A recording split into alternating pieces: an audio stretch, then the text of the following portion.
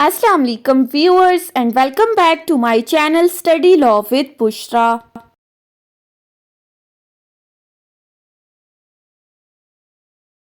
So we were discussing Civil Procedure Code 1908 and in this video we are going to discuss Order 8 of CPC. But before starting the discussion, I request you all to please subscribe to my channel and don't forget to press the bell icon for latest updates.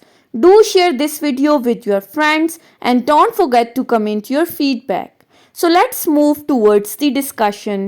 Order 8 of CPC rule 1 से लेकर rule 6 तक हम already discuss कर चुके हैं, जिस video का link मैंने डिस्क्रिप्शन में भी ऐड कर दिया है और मैं यहाँ पर भी ऐड कर रही हूँ, आप इस पर क्लिक करके जाकर देख सकते हैं।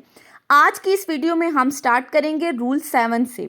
रूल 7 बेसिकली डील करता है डिफेंस और set of founded on separate grounds. अब रूल 7 में हमें क्या कहा गया है? Where the defendant relies upon several distinct grounds of the defense or set off founded upon the separate and distinct facts, they shall be stated as for as may be separately and distinctly.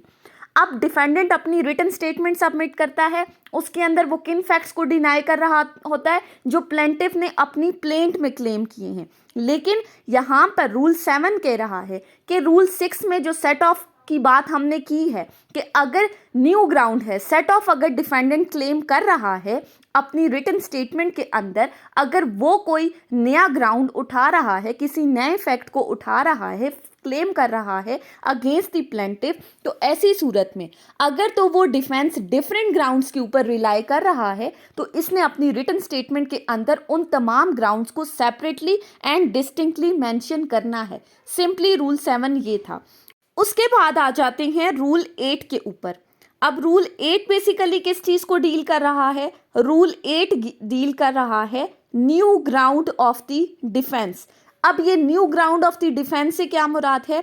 So rule 8 को अगर हम देखें तो rule 8 में कहा गया है any ground of defense which has arisen after the institution of the suit or the presentation of written statement claiming a set off may be raised by defendant or plaintiff as the case may be in his written statement. अब rule 8 में कहा जा रहा है कि जब written statement submit हो गई कोर्ट के अंदर और इस रिटन स्टेटमेंट के अंदर डिफेंडेंट ने कोई न्यू ग्राउंड रेज किया है, लेट्स सपोज कि रूल 6 में सेट ऑफ की बात हुई, तो अगर तो डिफेंडेंट कोई सेट ऑफ क्लेम कर रहा है, उसने कोई काउंटर क्लेम किया है और ऐसी सूरत में अगर तो प्लेंटिफ इस काउंटर क्लेम का या इस सेट ऑफ का जवाब देना चाहता है तो वो इसका जवाब दे सकता है bye filing an application in the court of law. Defendant ने कोई ग्राउंड रेज किया, प्लेंटिफ आंसर करना चाहता है उस क्लेम का, तो वो कर सकता है। इसी तरह अगर डिफेंडेंट किसी न्यू ग्राउंड का आंसर देना चाहता है तो वो भी अपनी रिटन स्टेटमेंट के अंदर उस क्लेम का रिप्लाई दे सकता है। सो सिंपली रूल 8 के अंदर क्या कहा गया है कि अगर रिटन स्टेटमेंट में कोई new ground of the defence raise किया जाता है डिफेंडेंट की जानिब से, तो प्लेंटिफ उसका आंसर कर सकता है, वो एक एप्लीकेशन फाइल करके उसका जवाब दे सकता है। उसके बाद आ जाती हैं रूल 9 के ऊपर। रूल 9 बेसिकली डील कर रहा है सब्सीक्वेंट प्लीडिंग्स के साथ। अब रूल 9 में क्या कहा गया है? No pleading subsequent to the written statement of the defendant other than by way of defence to a set off. अब पहली बात, नो प्लीडिंग्स। प्लीडिंग्स हम ऑलरेडी ऑर्डर 6 में डिस्कस कर चुके हैं। प्लीडिंग से क्या मुराद है? Plaint plus written statement. अब यहां पर बोथ प्लेंट और रिटन स्टेटमेंट की बात की गई है। No pleading subsequent to the written statement of the defendant other than by way of the defence to a set off. अगर तो डिफेंडेंट ने कोर्ट में रिटन स्टेटमेंट सबमिट कर दी तो इसके बाद प्लेंटिफ या डिफेंडेंट की जानिब से कोई भी प्लीडिंग्स कोर्ट में सबमिट नहीं की जाएंगी। ना प्लेंटिफ दोबारा प्लेंट दे सकता है, ना डिफेंडेंट दोबारा रिटन स्टेटमेंट दे सकता है, accept by the leave of the court and upon such term as the court thinks fit, but the court may at any time require a written statement or additional written statement from any of the parties and fix a time for presenting the same. Rule 9 में पहले तो general rule बता दिया, defendant की तरफ से written statement submit हो गई, अब कोई भी सब्सिक्वेंट प्लीडिंग्स कोर्ट में सबमिट नहीं होगी। ना प्लेंटिफ अपनी प्लेंट दोबारा देगा, ना डिफेंडेंट अपनी रिटन स्टेटमेंट देगा।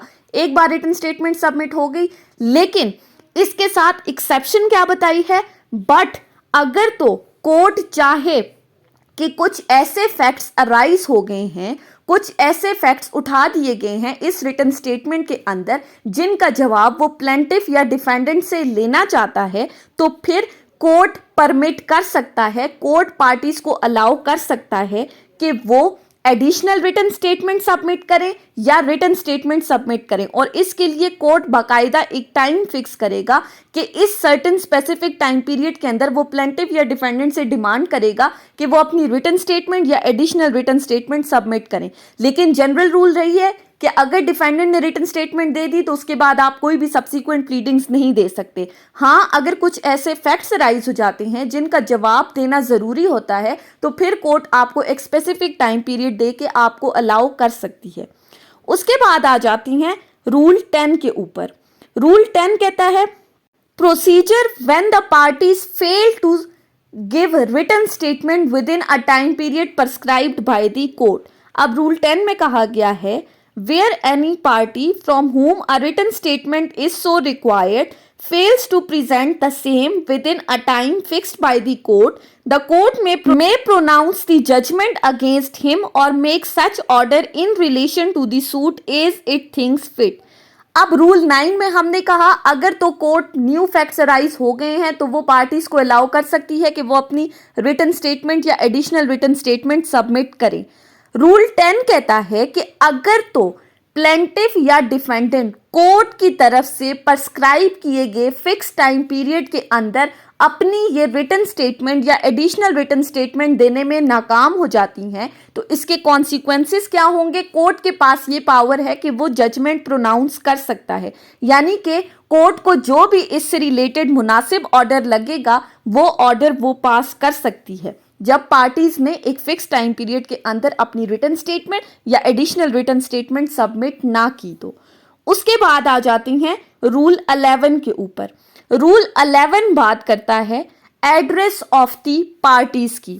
اب اگر آپ کو یاد ہو تو آرڈر 7 جب ہم لوگوں نے پلینٹ کو ڈسکس کیا تھا تو وہاں پر ہم نے کہا تھا کہ ہر پلینٹف کے لیے یہ ضروری ہے کہ وہ اپنی پلینٹ جب کورٹ میں سبمٹ کرے گا تو اس کے ساتھ وہ باقاعدہ اپنا ایڈریس بھی کورٹ میں دے گا، سبمٹ کرے گا، تاکہ اس ایڈریس کے اوپر باقاعدہ کورٹ کے جتنے بھی نوٹسز ہیں اس کو دیے جا سکیں۔ رول 11 بھی یہی کہتا ہے یہاں پر آرڈر 8 کا کہ ڈیفینڈنٹ کے لیے بھی کمپلسری ہے کہ جب وہ اپنی ریٹن سٹیٹمنٹ کورٹ میں سبمٹ کرے گا تو اس کے ساتھ اس نے اپنا ایڈریس مینشن کرنا ضروری ہے، تاکہ جتنے بھی سمن اس کی پرسنل اپیرنس کے لیے یا تھرو پلیڈر اپیرنس کے لیے یا جتنے بھی نوٹسز ہیں یا کوئی بھی اور پروسیسز ہیں کورٹ کی طرف سے اس کو اس ایڈریس کے اوپر سرو کیے جا سکیں۔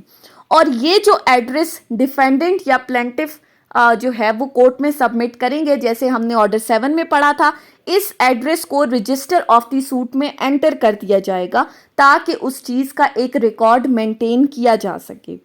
اس کے بعد آ جاتی ہیں رول 12 کے اوپر۔ رول 12 کیا بات کرتا ہے؟ consequences where the party fails to provide the address۔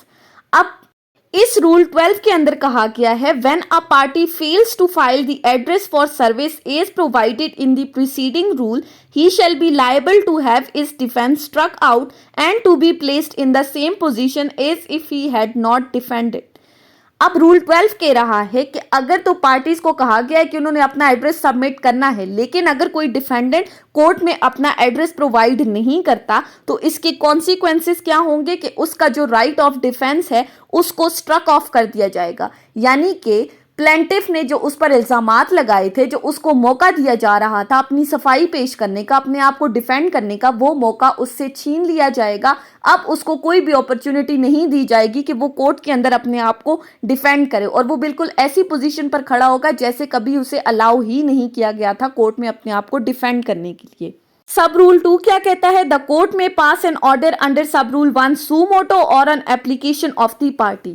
اب یہ جو سب رول 1 میں رائٹ ٹو ڈیفینس کو اسٹرک آف کرنے کا آرڈر پاس کیا ہے کورٹ نے، یہ کورٹ سو موٹو ایکشن لیتے ہوئے بھی کر سکتی ہے، اور اگر کوئی پارٹی کورٹ میں آ کر اپلیکیشن دیتی ہے کہ ڈیفینڈنٹ کی جانب سے ایڈریس پرووائڈ نہیں کیا گیا، تو اس پارٹی کی اپلیکیشن کے اوپر بھی کورٹ کی طرف سے یہ آرڈر پاس کیا جا سکتا ہے کہ اس کا right to defence struct of کر دیا جائے۔ اس کے بعد آ جاتے ہیں ہم رول 13 کے اوپر۔ رول 13 ڈیل کرتا ہے لسٹ آف لیگل ریپریزنٹیٹیوز کے ساتھ۔ وہی بات جو ہم آرڈر 7 میں پڑھ چکے ہیں کہ پلینٹیف جب اپنی پلینٹ کورٹ میں سبمٹ کرے گا تو اس کے ساتھ اس نے ایک لسٹ لگانی ہے لیگل ریپریزنٹیٹیوز کی، جو اس کی ڈیتھ کی صورت میں اس کے بہاف پہ آ کر سوٹ کو کنٹیسٹ کر سکتے ہیں۔ اسی طرح رول 13 ڈیفینڈنٹ کو بھی الاؤ کرتا ہے کہ وہ اپنی ریٹن سٹیٹمنٹ جب کورٹ میں سبمٹ کرے تو اس کے ساتھ ایک لسٹ میں ایڈ کرے، جس لسٹ کے اندر وہ اپنے لیگل ریپریزنٹیٹیوز کے نام، ان کے ایڈریسز مینشن کرے، جن کو بعد میں as a party us suit کے اندر بنا دیا جائے گا، اور یہ لیگل ریپریزنٹیٹیو اس کے بہاف پر آ کر پھر اس سوٹ کو کنٹیسٹ کریں گے۔